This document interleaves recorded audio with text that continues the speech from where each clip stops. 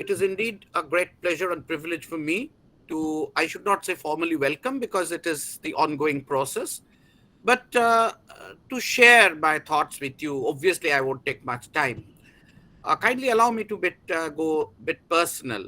That you see, what you see is the outcome of a commitment by a group of people and organizations like international organizations like UNICEF and the other organization like Press Club Kolkata, which is the country's oldest press club of the entire subcontinent. So one has a commitment for development, the other has commitment for professional upliftment, which includes development journalism. I would personally like to mention that journey of your first speaker, Dr. Joya Chakraborty, Professor Dr. Joya Chakraborty. Association with UNICEF dates back to her PhD scholarship days in Central University of Hyderabad. Since then, she has been in touch with various UNICEF projects and conducted a similar kind of projects on development journalism in general, but participatory communication in particular in famous Tezpur University.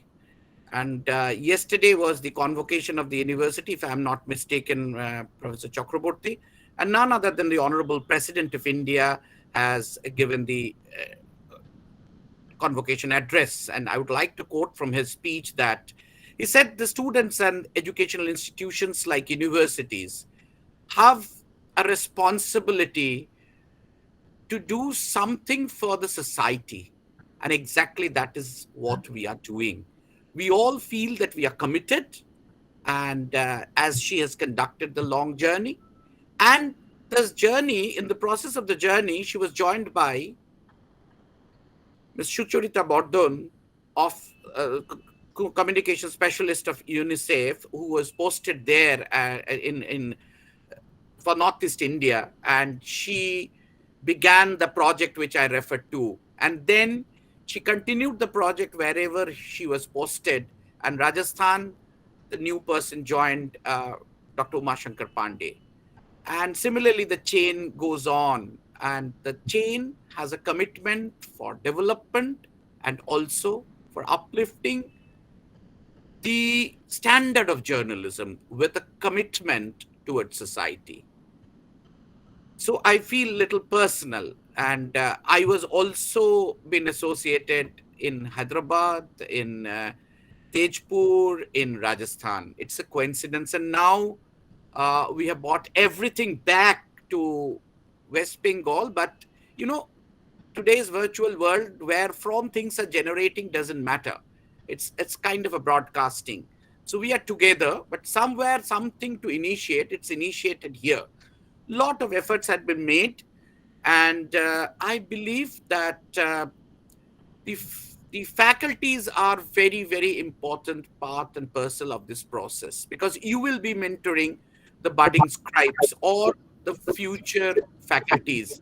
So it should be in your hand that you should be directing them, mentoring them in the right spirit. And I believe the commitment towards ethical journalism, the commitment towards society and development journalism can be initiated at the training stage in the journalism schools, which once either he or she goes to profession or to academic, he or she can carry forward. That's why we give a lot of importance. You are the catalyst, you are the multipliers. So thank you very much for joining in good numbers. This is a weekend and a nice evening. You are otherwise busy with this hybrid mode. We know that how much extra pressure you have to take. So I welcome you all first, because without your participation, nothing is complete. We can arrange a lot of things, but unless and until in the communication, it reaches the receiver and action is generated, feedback is given, so nothing happens. So we are very happy that you have joined in large numbers, and on all 3 days. I welcome Professor Chakraborty, and I also welcome Professor Oshini Upadhyay, who has also joined, who will be taking the second course, and I also welcome formally Professor Jelly, who will be giving the valedictory address. You see, it's since it is virtual, We try to make use of the expertise all over, not only all over the country, but all over the world. And one side, when you talk about commitment, with the first lecture of your thought process towards your attitude, your engagement towards women and children, on the other side, the technique is also very important in journalism. One side will deliver ethics, our commitment, and on the other side, we should be familiar with the modern techniques, that is artificial intelligence, through which you could do a lot today. So we have a balance of faculties, students, and professionals. We have a balance of national and international, local. We have a balance of ethics, theory, and the practical tools. That is why it is planned. I personally thank Ms. Sucharita Bordon, Communication Specialist of UNICEF Office for West Bengal, and Dr. Uma Shankar Pandey, our USP, uh, the project director, for spearheading this project. Without their help, nothing would have been possible. And Professor Chakraborty, Dr. Upadhyay, we are grateful to you, and especially my dear friends and colleagues in the media educators world, that you have come here. I see a lot of senior faculty members have come here. It's not that how many years we have put in. It is we are known by our last score. So that is very important. We need to keep ourselves abreast with the newer technology, and we need to refresh our commitment and our personal engagement style, with which we are for the upliftment of society in general, upliftment for the standards of journalism, both in academic field as well as the professional field. With these words, I welcome you and I thank you for participating and making it a success. Thank you very much. Over to Dr. Pandey. Thank you so much, sir. While you were speaking about the chains, I was reminded of the blockchain technology, where the present block is always linked to the previous blocks through those hash values, and that's why it makes it so difficult for anyone to tamper with the block. So from Assam to Rajasthan to Bengal and henceforth, so we are continuing with those hash values, and hopefully will continue in the future as well. And the person who made this blockchain possible, Ms. Sucharita Bardhan, will invite her immediately after Professor Joya's speech, because we know her passion for this program, and without her support, this wouldn't have happened. And sir has made my work a lot easier, because he has already introduced most of Professor Joya Chakraborty's fabulous ream of work. So I just have to introduce her, in just a few lines, and then I hand it over to Professor Joya Chakraborty. She is the professor and head Department of Mass Communication and Journalism, Tezpur University, Assam. She did her bachelor's in physics and master's in mass communication from Assam University, and she's done a PhD from University of Hyderabad. Her area of interest are ICT for development, information and knowledge societies, sociology of communication, technology and media, gender and ICT, communication for social change, children and media participation, and community media. Her research specialization is ICT for development, information and knowledge societies. She has lots and lots of work to her credit, but since we are already 11 minutes into the program, I take the indulgence of inviting Professor Dr. Joya Chakraborty right away. Over to you, ma'am, for your presentation.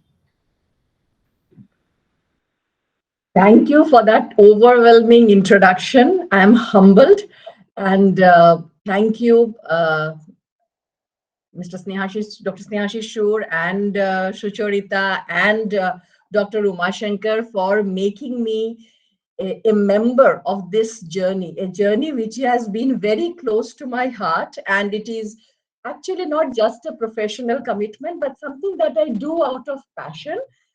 And it has been a process by which I have become part of this emotion, where I believe that faculty members in media and communication departments do have a significant role to play in terms of shaping the entire, I would say reverse, setting the agenda for the media, rather than the media always setting the agenda. Sometimes in that case that we can influence the way the media looks at issues. the people who ultimately, the gatekeepers who ultimately create the content, who ultimately float the content, and who in turn obviously influence public opinion. So this role of media faculty, I believe, is a very, very crucial role. And as such, by virtue of the position and the little capacity that I have in terms of influencing young minds who come to the various departments of communication, I see the significance of this process, and I really appreciate the role taken up by Press Club Kolkata and Unicef, and Shucharita specifically, that the way that she has been continuing this as a mission, I would say, in her career.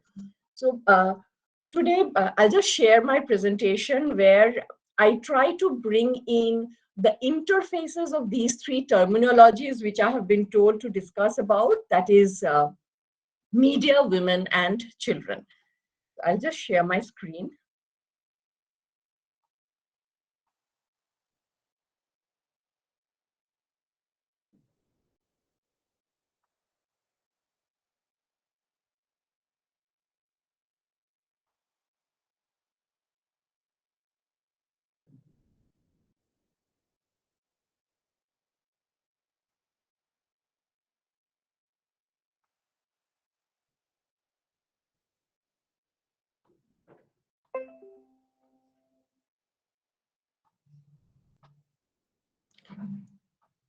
Is my screen visible?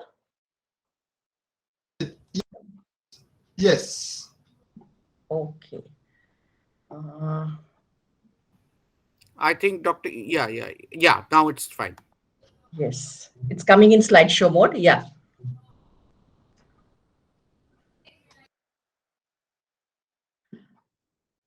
Yes, so this interface, which I was referring to between media, women, and children, my presentation is going to take up the central idea being the rights. That means the rights of the children and women, and as well as the rights of media in terms of freedom of speech. So a rights-based approach is going to be the perspective, and the primary focus in terms of the faculty members who are here, and what I would want to emphasize on would be curricular integration and the need for research, the possibilities for research. So these, I believe, are the two primary ways that we need to look and understand the issues about media, women, and children coming from a media and communication discipline. So first of all, talking about women or the gender perspective. We understand that when we are looking at women and media, one of the primary ways that, and the perspectives through which we look at that interface is in terms of representation. Not necessarily only just in news media, but also in various other formats like the entertainment format and any other programmatic format where we have these discussions about representation. Electronic, print, everywhere we have this perspective of looking at the idea of representation. And I believe there is enough research evidence to understand that the representation, there is a marginalization when it comes to looking at women as subjects, and there are also issues about stereotypes. There are issues about marginalization as an interface of gender and various other social segments which are there. So we understand the marginalization and the stereotype acts not only from a gender perspective, but the various other social aspects of marginalization like caste, like color, like social and economic status, that also interplays with the gender perspective when it comes to media marginalization in terms of representation. The second perspective through which we look at the interface between women and media would be the aspect of participation. Essentially coming from the premise that probably more participation of women is going to lead to better representation and probably address the different ideas of representative marginalization that I was just referring to earlier, that improved participation of women in terms of content creation would lead to an eradication of this particular marginalization. Whereas, again, there has been research evidence to emphasize that there are differential situations when it comes to talking about whether this marginalization in terms of representation actually gets eradicated. Because the type of content, what type of content do women bring currently? What type of content are they writing? So we usually also get to see that um, the type of content that content creation that women are associated with is usually mostly the soft content, and it is very rarely the hard news, or they are not given to beats or aspects of content creation where they are able to emphasize their abilities and capacities in the to the right degree. And this again comes from the concept of what we understand to be the glass ceiling.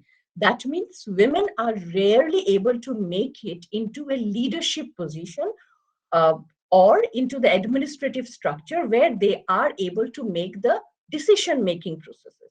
And unless you are in decision making processes, you get subjugated in terms of the choices that you make, in terms of the choices for presentation of news or presentation or creation of content. So the glass ceiling again plays a very important factor. We are also aware about the, in terms of participation as well, that we are aware about the discriminations in terms of salary, in terms of the facilities which are available in the workspace, in terms of balancing personal and professional life. So these are other various aspects in terms of media participation, which also do play a role. And we see that these do become a factor in terms of improving the participation, representation, and leadership of women in media organizations. So,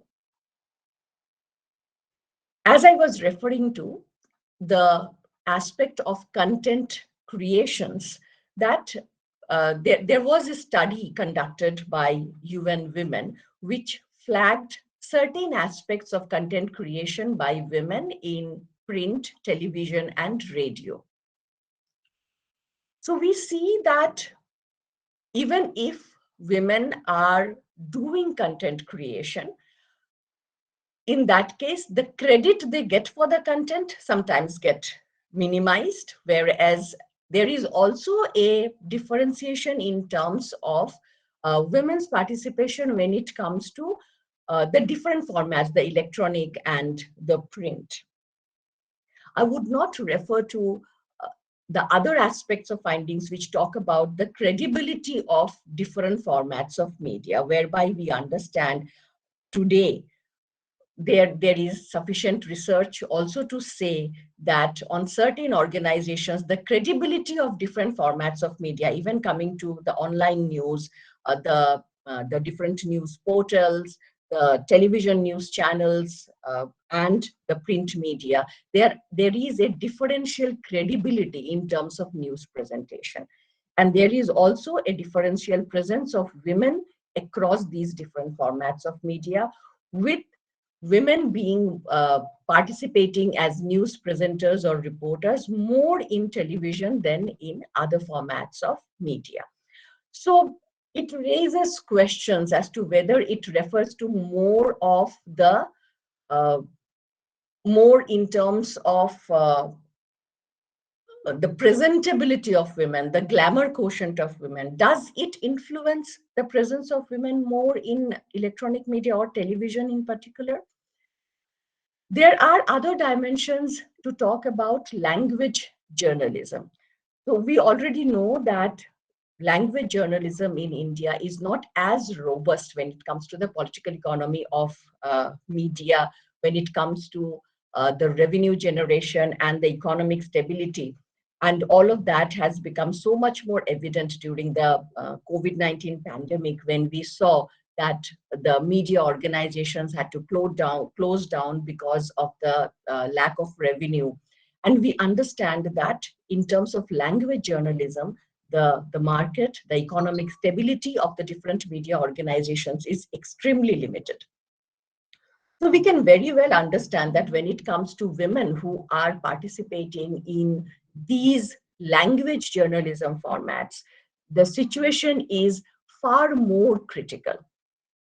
In most cases, they are not on the full-time payroll of media organizations. I have myself done an analysis of women's media participation in the language media of Assam, where we have understood that the type of wages that they draw, the type of beat that they are assigned to, the type of working conditions that they are provided, all of these kind of marginalizes the women's presence within the media house. So the national media, the robust, strong, economically strong national media on one hand, and the vernacular media on the other hand. So there is a lot of difference out there, and we understand that given a multilingual country like India, and when we are talking about small newspapers, which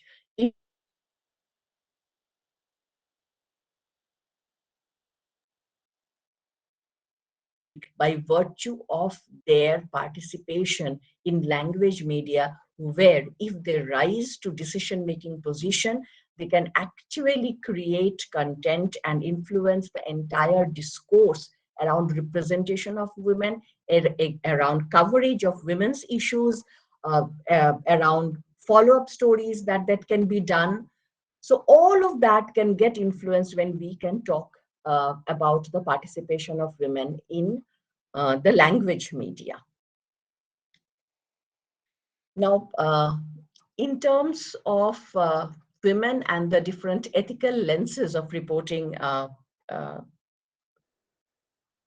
in media, they also developed certain the UN Women. They have come up with certain guidelines in terms of how reporting on women can be done. So there are various such guidelines when we know when we try and see that the way that women's issues need to be reported about, be it violence against women, be it other specific issues in terms of humanitarian situations, and the different ethical lens which is there. So I will not get into the entire details of that, but these are some very basic guidelines which I would say any type of ethical reporting needs to kind of emphasize on. And here is what I would want to refer to, is that when we are talking about curricular integration, then these are probably certain things that need to be integrated as part of the laws and ethics that we try to sensitize our media students about. That these are certain guidelines, if we are able to make it part of our curriculum, which sensitizes young professionals that there needs to be sensitive and ethical reporting in terms of when it comes to reporting about women's issues and issues of violence against women.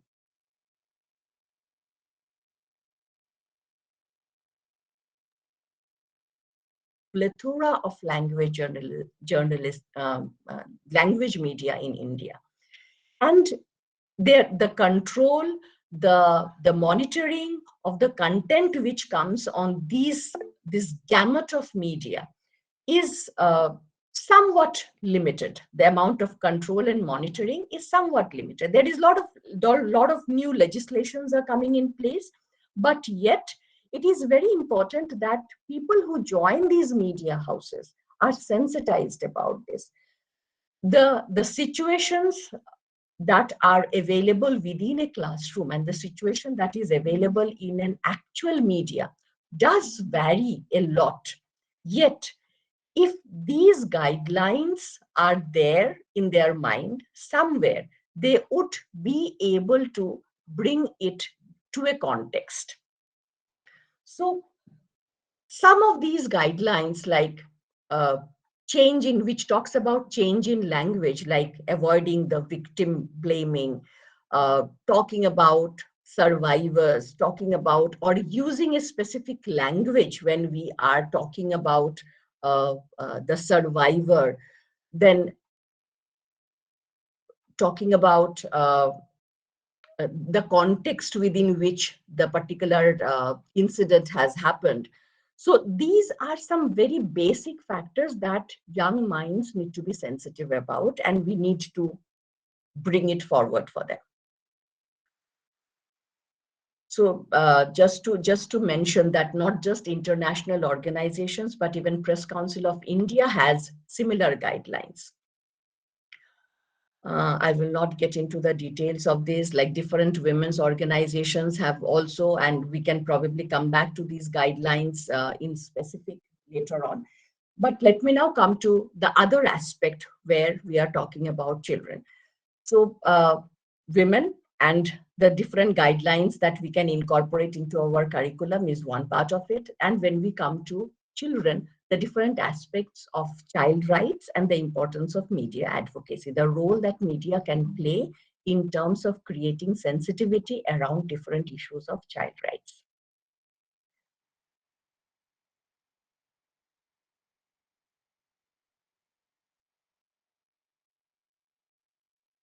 India is that child rights overall are subsumed within the context of human rights. And specific to child rights, the one convention that media students probably need to be sensitized about is the UN Convention on the Rights of the Child, or popularly being called as the UNCRC.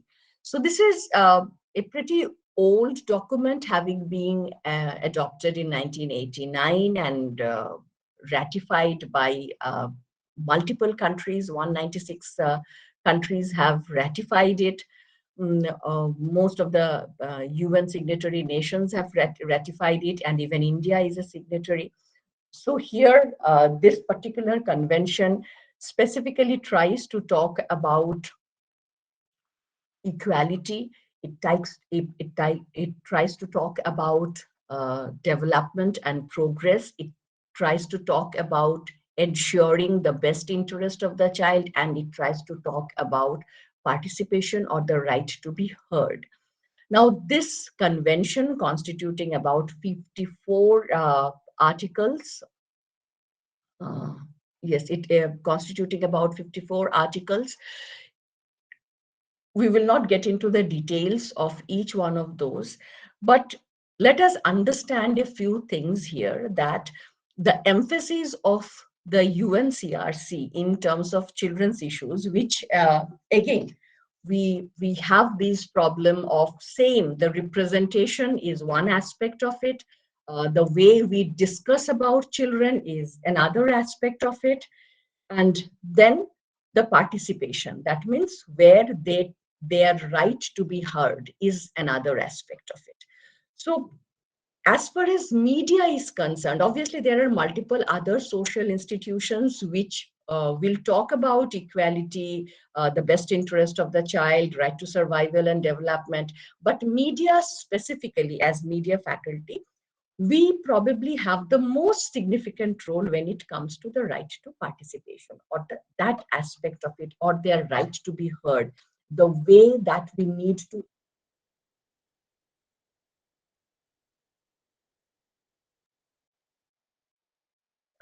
ability to create a space for children so that they can talk about their issues according to their level of maturity, according to their level of understanding about issues concerning their lives.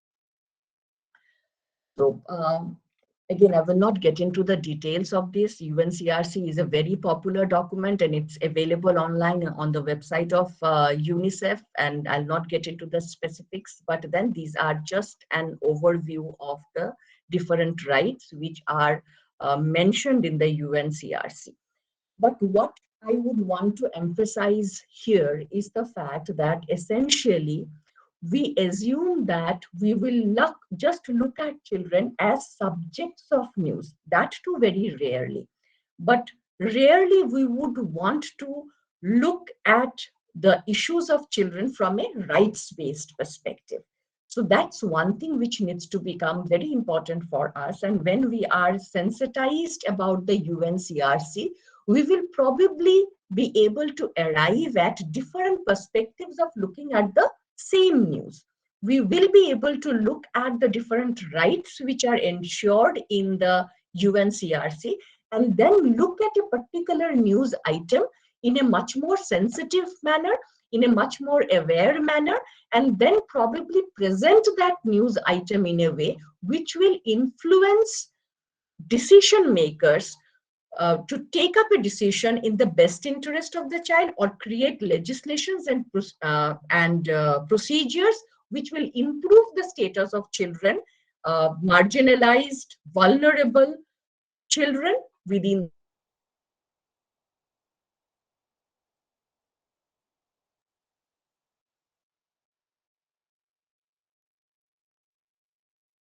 Another important law that probably young professionals and journalists, journalism students, I would say more specifically, need to be made aware about is the Juvenile Justice Act. Now, though this specifically talks about or deals with children in conflict with law, but then this also ensures certain basic principles. Now, these basic principles, we will see a lot of reflection in terms of the UNCRC. But again, just an overview of the different principles which are enshrined in the in the JJ Act.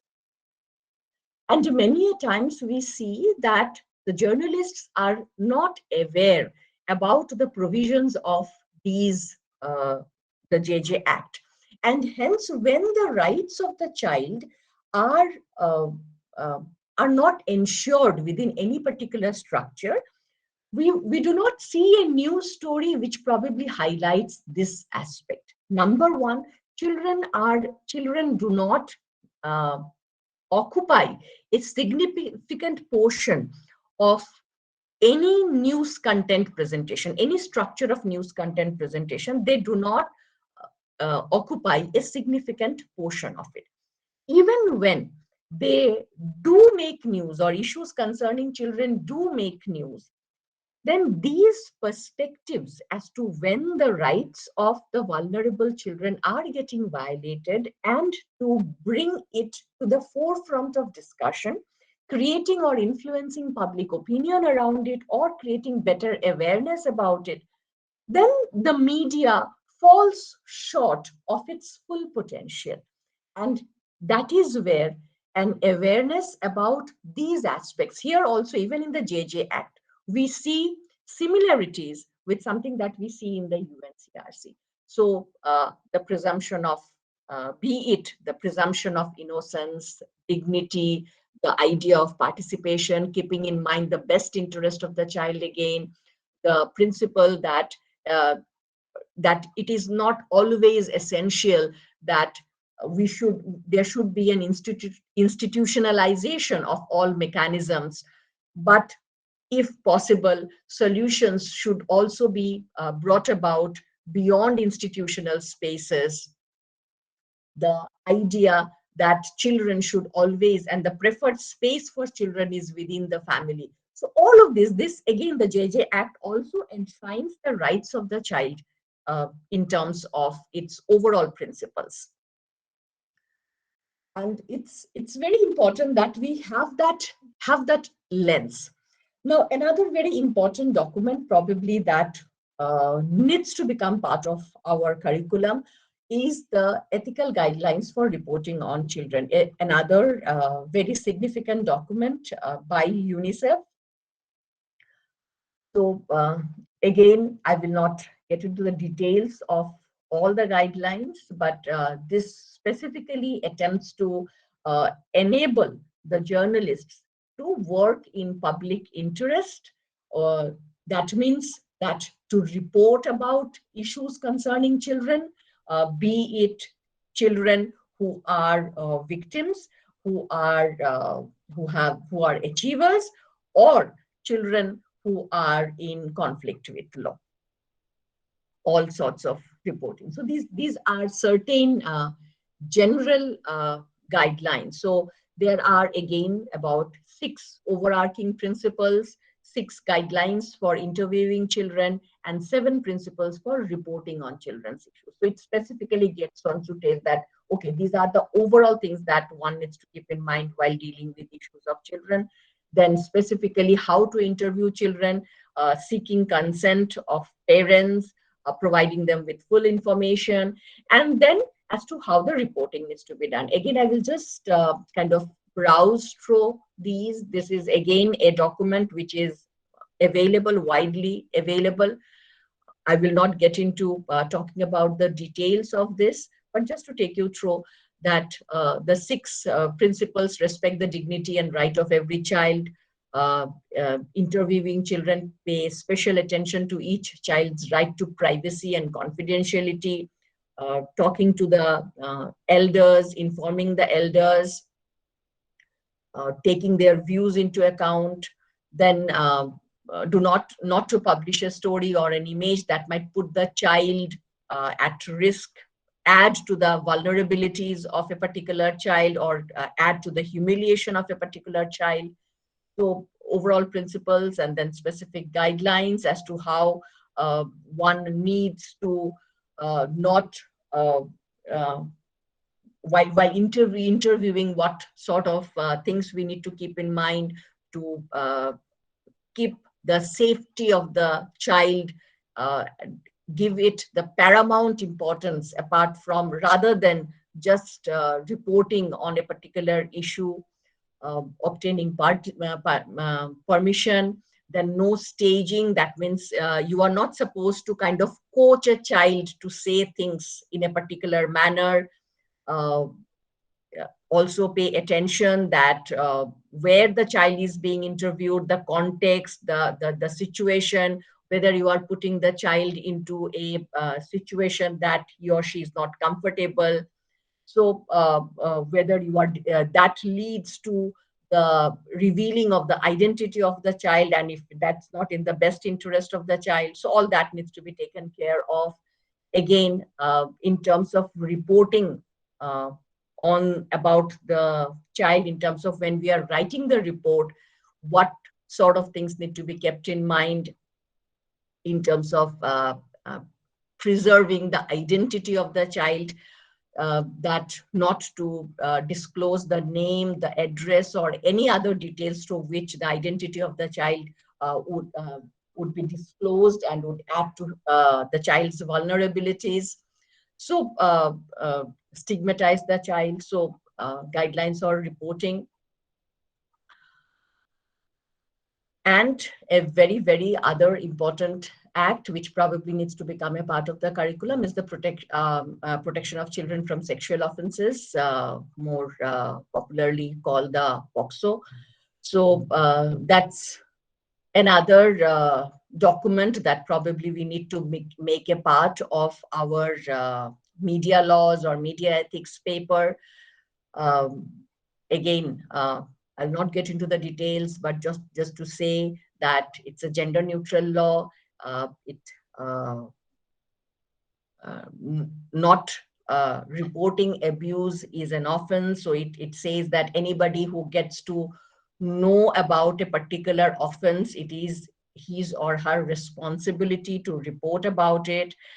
Then interestingly, there is no time limit for reporting an abuse, so there is a lot of relaxation. So there are certain provisions, certain legal provisions within it, which we probably need to make our young journalists aware about. The provisions of the Boxer Act, again, identity.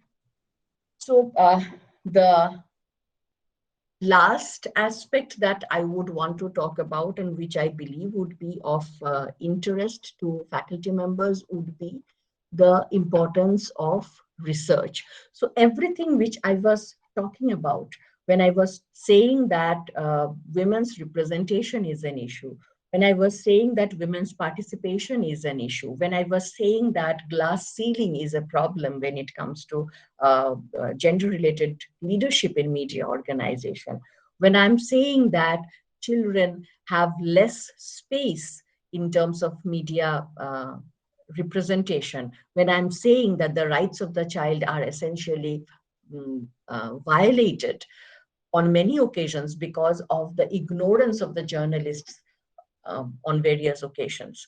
So sometimes that also needs to be backed by evidence and research. Sometimes it also is very important that we understand the nuances of these issues. How do various social, cultural, and other variables interplay with issues of marginalization which come from gender, as well as issues of children? Now, it's important that when we are doing media research as faculty members, it's very important for us to build a body of knowledge around these particular issues which are locally situated.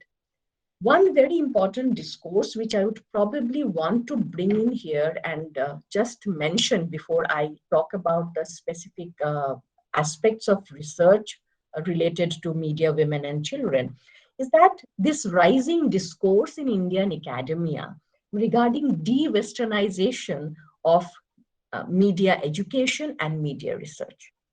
We essentially know that whenever we have to look at children's media participation, there is very little indigenous research that is available on the media content in India for children.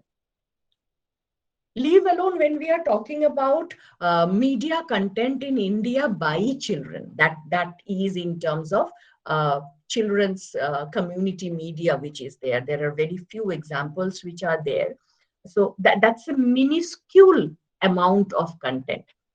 But when it comes to content for children, there is very little research evidence. And anytime we are probably doing or supervising a PhD, we are mostly referring to Western studies, studies which have been done in different parts of the world. There is no harm in referring to that. But is it not essential that a strong body of knowledge with regard to the intersections of children and media are understood from an Indian context, similar to the understanding of the gender dimensions? I believe there has been a saturation of media research when it comes to talking about issues of representation, simply the issues of representation. So many a times when we are supervising PhD research, or when we are like doctoral research, or even when we are supervising MA research, master's level research, many of our media departments have a MA level dissertation. So on those occasions, are we doing some research which is actually looking at certain local reality, adding to that body of knowledge? So adding a gender lens to a particular research, rethinking in a new perspective, doing current and action-based research, and adding to the body of evidence. So these are aspects which I would want to highlight a little bit more.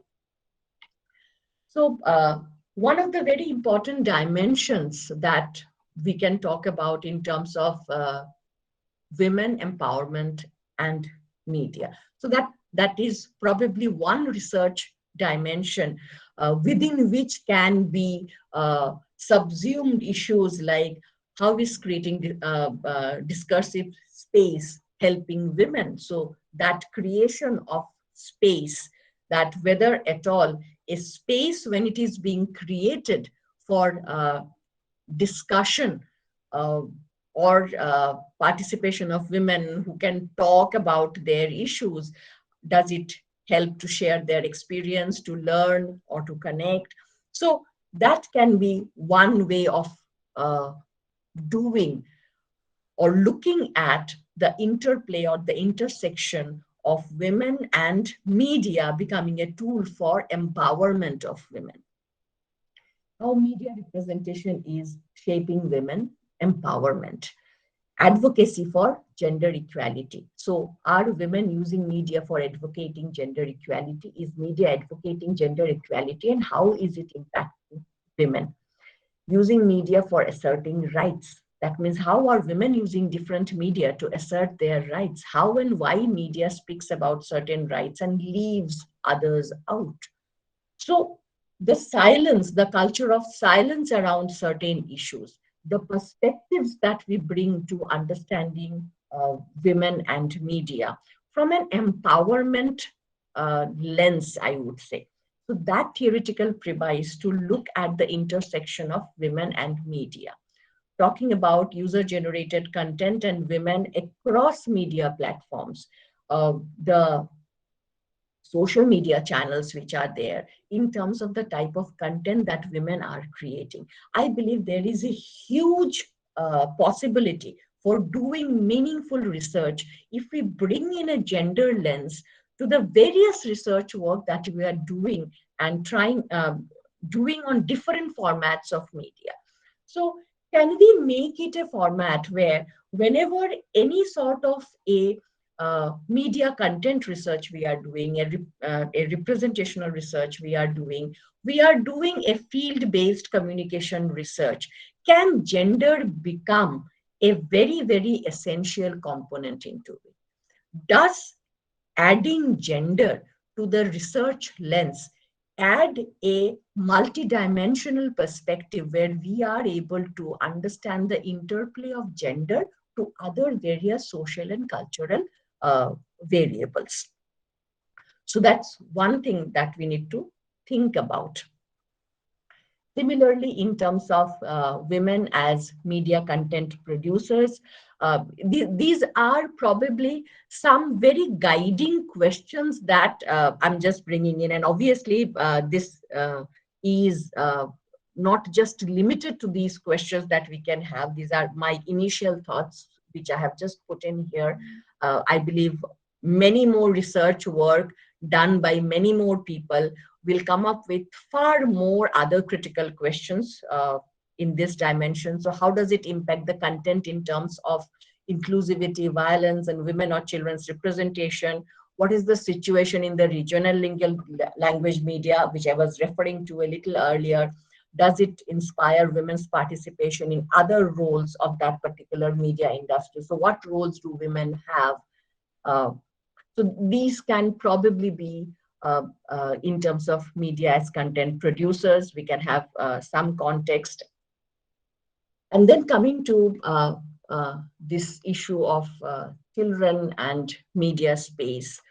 So two aspects of research, which I was highlighting, that children as audience, that how does representation of different social, cultural, ethnic, and religious gender identity impact children? How much of content analysis have we done of the different content that is being that is being consumed by our children in India? How it is affecting culture, how it is affecting ethnic values, how it is affecting religious values. So the interplay of these multiple social variables with the content that is being consumed by our children today through various mainstream media. We are talking about post-COVID-19. We have had so much of discussion about the attachment of children to the digital content. So is there a scope of research as to what is the interplay of all these other social variables? So how does different media content shape their worldview, So these can be certain questions of children as audience and then children as content creators. How does it influence, or how can we facilitate their participation, not only in mainstream media, but also in alternative media? So again, I will not get into those discussions where there are also questions raised that why only children should participate in alternative media. Why can it not be mainstream media? The definitions as to what constitutes mainstream and what is alternative. So all those questions, critical questions in terms of academic research is already there. But just to give a perspective that children's participation or children as content creator can be another lens through which we can do communication and media research. Another very important thing which I believe in the context of COVID-19 as well as otherwise, which needs to come into the forefront of all discussion, is media literacy. A lot of research is happening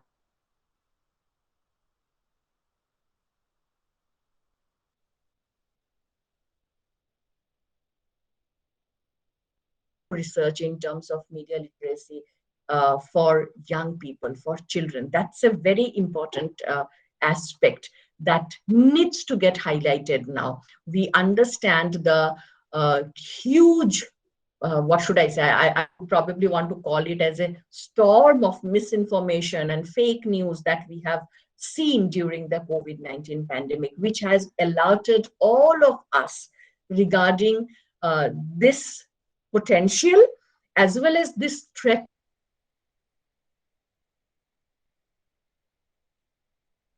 Need to negotiate this power of media in a very, very literate manner, in a very, very able manner. And if at one hand we are trying to strengthen the content and make content in media and make it very ethical, the content needs to be very responsible. People who create the content need to be responsible. People who create the content need to be sensitized. On the other hand,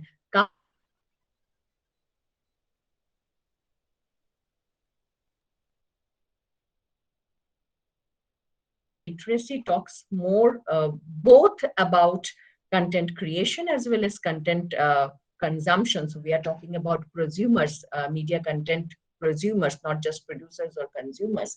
So, but media literacy is a perspective that needs to get enshrined into our communication curriculum in a very, very strong manner. And I believe academic institutions, they also have a responsibility, community commitment, certain commitment of commitment to the society around them. So it's very essential that not only within the curriculum, I believe the students of media departments and faculty need to even sometimes probably move out of their own space and create a general understanding about the importance of media literacy. That's probably a source that we need to take up. And research, developing research around media literacy, developing evidence around media literacy, and the status of media literacy in India is extremely important. So these are my concluding points, which I would want to summarize here, is that why we are looking at, with which I started, the interplay of gender or women, children, and media. So gender provides a critical perspective to look at inequalities, power dynamics, and policy formulation beyond mapping representation. And so it is not just an issue of gender. And gender, I'm like broadening the term. I'm not just limiting it to women. At the end, I'm broadening the term and saying gender, meaning the different other layers of gender. And I believe there are a lot of criticalities which kind of get subsumed when we talk about gender. And it gives us a perspective to talk about or look at dynamics of power and inequality. So I believe when we talk about gender, when we talk about children as a marginalized group, our entire perspective of doing research actually changes.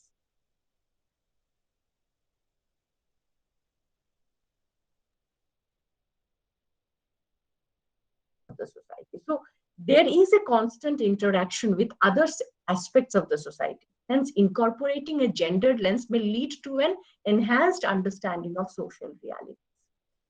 Focusing on communication research in relation to women and children will shed light on various other issues of social inequality, vulnerability, and marginalization. And hence, it's very important that we bring this perspective into our academics and bring this perspective into our research, which will probably make us much more sensitive to social realities. And we will be able to bridge this gap between actual social realities and academic research. Let it become relevant for the society that we are living in, rather than research remaining in some high altar and not being of any practical essence for the society that we are part of. Human communication and media, that is so much integral to human society and life. And most importantly, obviously, will support advocacy for social change and empowerment by developing evidence. So when we are able to bring about social change, impact policy, there would be sufficient research evidence in our hand so that we are able to take this forward. I will not get into these. These are again some of the research ideas because I believe I have finished my time. So thank you for this opportunity, and I'll be glad to take up any questions that you may have. Thank you, Professor Dr. Joya Chakraborty, for this comprehensive presentation.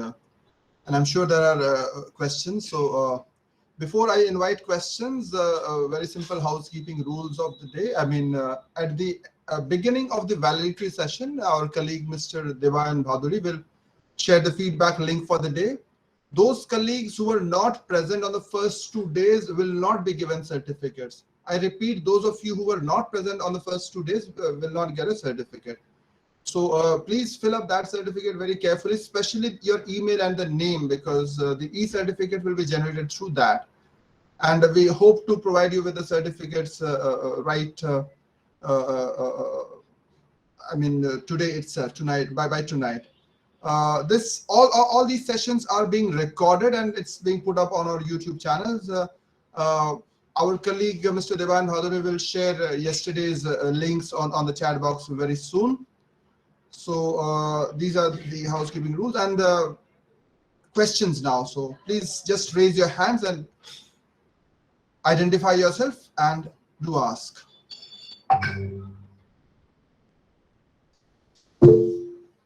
Yes, Dr. Akanksha Shukla, please. Thank you, Dr. USP. It was a very, very enlightening presentation, ma'am. And I have two questions. Number one was there in the penultimate slide, but you have not described it. It relates to the production and consumption of media post-COVID through the gender perspective. How do you think that has changed? This is the first question. Number two, 65% of the population residing in rural parts, because you spoke across a different plethora of media. I want to understand your take on the relevance of community radio in the digital media world. Over to you, ma'am. Do I answer this question or do I take all questions and then answer? I think we'll have just one more question because we are, actually we've crossed 8 p.m. So we'll just have Gaurav Prasad, you have some question? There's a hand raised. Gaurav Prasad, do you want to ask something or we just take, so we have just time for this one question. Okay, yeah. Thank you for your question, Madam Akanksha. When we are looking at production, I believe you are talking about production and consumption of media post-COVID. As I was emphasizing that the perspectives that we have here is a intersectional perspective. When you say post-COVID, we understand the type of economic pressure that different media organizations are going through. We have seen that media organizations which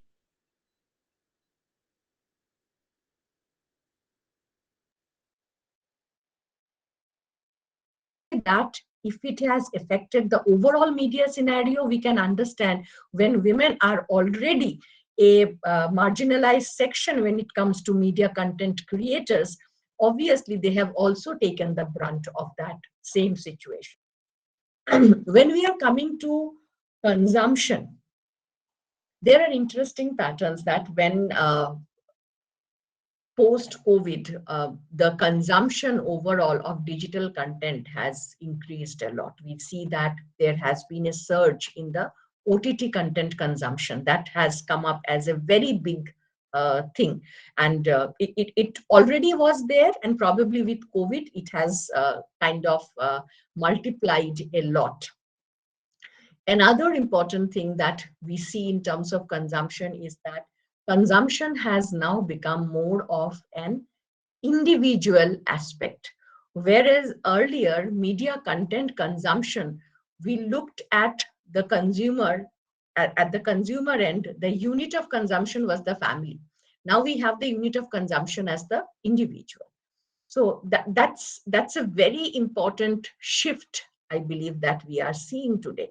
And given the cultural and social structure of families in India, I believe there is a lot of research scope that which is there in terms of understanding this shift in the consumption pattern, where the shift has happened, in which section, which social, economic, and cultural sector this shift has happened, the nature of content that is being consumed. So a huge lot of potential is there in terms of the research that we can do in terms of consumption. Post-COVID has actually restructured families. I'll not get into other critical aspects where we have seen increase in domestic violence post-COVID. Obviously, there are lots of interesting ways that we can carry forward research work in terms of media and women's consumption. In terms of your next question for the relevance of community radio in rural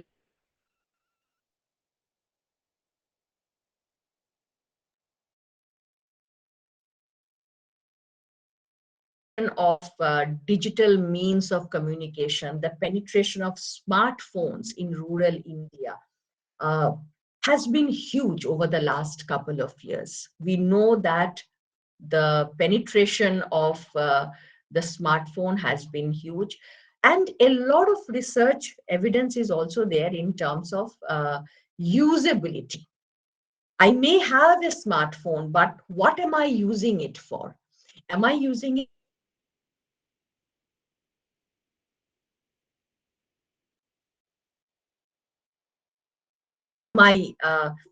how conversant I am with these different digital technologies? So that's one aspect of it in terms of rural India, where we are looking at different dimensions of the digital divide. But when we specifically come to community radio, the questions are very wide, because the very purpose of community radio obviously is to create content or give a space for indigenous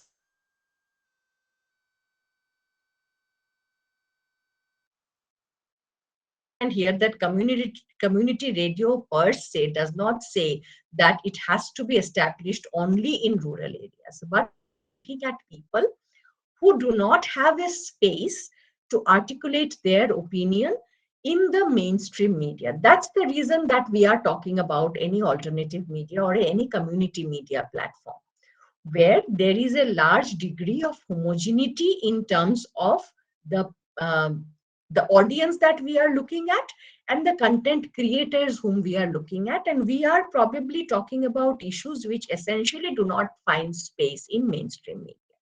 That's the basic principle of community radio. So we also have community radio talking about marginalized gender communities in urban spaces as well. We look at the migrant laborers using community radio. And when we look specifically at a rural context, we talk about issues of development, we talk about issues of other social, cultural marginalization, which become part of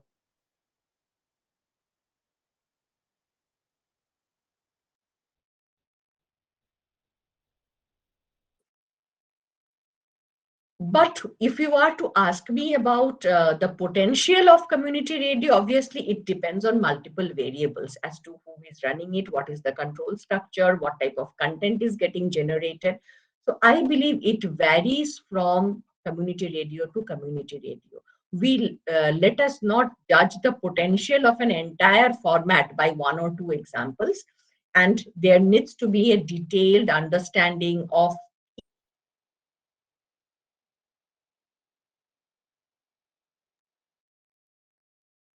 develops to understand its full potential. And there are various modules which are now available. I believe University of Hyderabad is doing commendable work in terms of creating guidelines and modules for analysis as well as the production of content of community radio. There is substantial research which is happening out there, and there is a lot of documents available even with SEMCA, with other organizations which we can refer to.